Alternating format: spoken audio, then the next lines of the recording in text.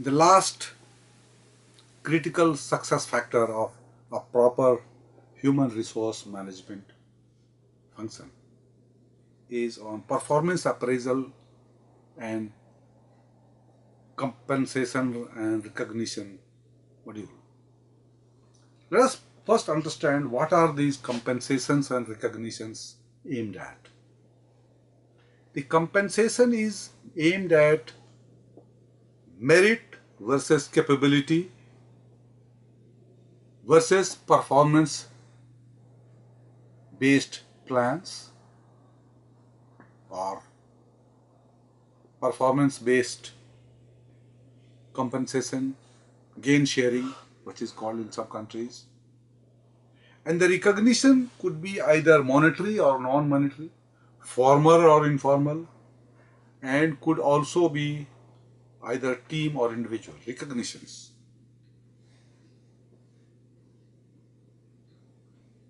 We will discuss some effective recognition and reward strategies. Whenever you award somebody, give to both the team as well as individual. If you do not want to create a battery of selfish employees,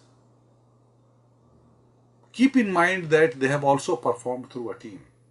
So while you do recognize and reward an individual, care must be taken to ensure that the related teams are also recognized.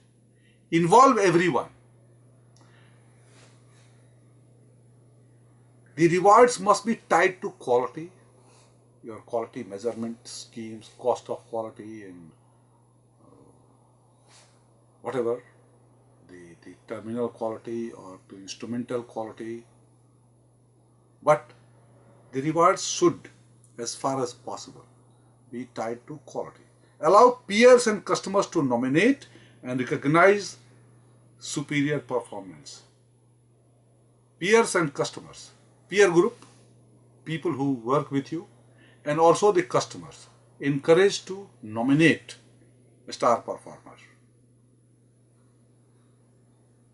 Publicize extensively.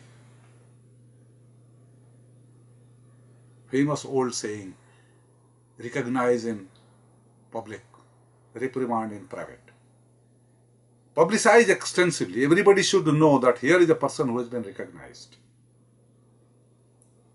And make it a fun. Celebrate.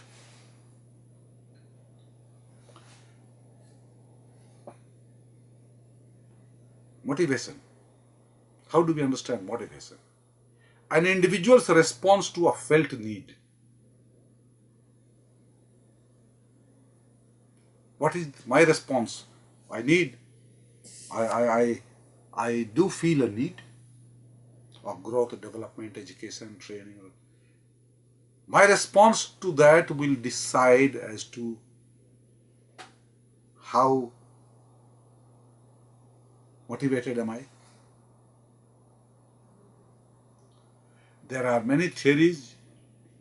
The learners of this subject would do well to understand those, which does not come under the total quality preview. Is you can understand the content theories like Maslow, McGregor, Hertzberg, process theories like Vroom, Porter and Lawler, and environmentally based theories like Skinner, Adams, Bandura, Snyder, and Williams. You could go to the net, to the library, and refer to these and understand these in greater detail, motivational theories. And now we come to the performance appraisal.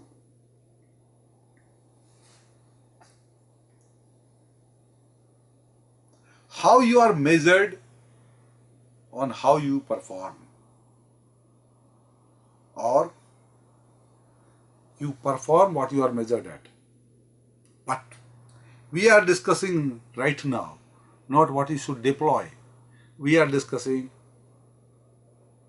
how to do a performance appraisal.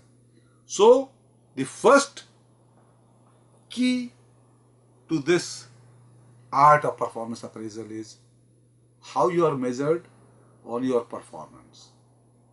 Conventional appraisal system it focused on the short-term results, conventional old style short-term results. Individual behavior failed to deal with uncontrollable factors. It fails to deal with uncontrollable factors. Are we not, as futuristic managers, supposed to keep an eye on those uncontrollable external factors so that our employees are geared up to handle that also? New approaches therefore focuses on companies' goals such as quality and behaviors like teamwork, 360-degree feedback.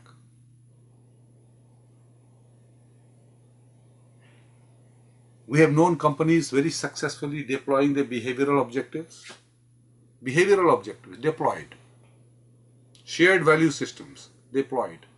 And the appraisal of that through 360 degrees. Rome has spoken, the verdict is final. Your people, peer groups, superiors, and people below you give a verdict about you, whether the value system is entrenched, the extent of entrenchment of the value system in you, extent of delivery of the leadership system by you, extent of entrenchment of behavioral expectations from you is something the best measured by 360-degree feedback.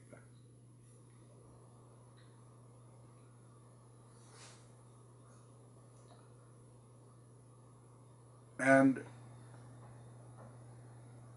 we could also measure the employee satisfaction and effectiveness of employees. Employee satisfaction could be measured around quality of work life, teamwork, communications, training, leadership, compensation, benefits, internal suppliers and customers, and effectiveness, teams and individual behaviors, cost, quality and productivity improvements, employee turnover, suggestions, training and effectiveness. So satisfaction and effectiveness of the individual could be measured. Some companies have very nicely put this into their annual appraisal system, where the performance-based objectives have a certain weightage. Individual. Team-based objectives has been clubbed together. Then you have self-development and organizational development objectives clubbed together. And then behavioral objectives clubbed together. All these have varying degree of weightages.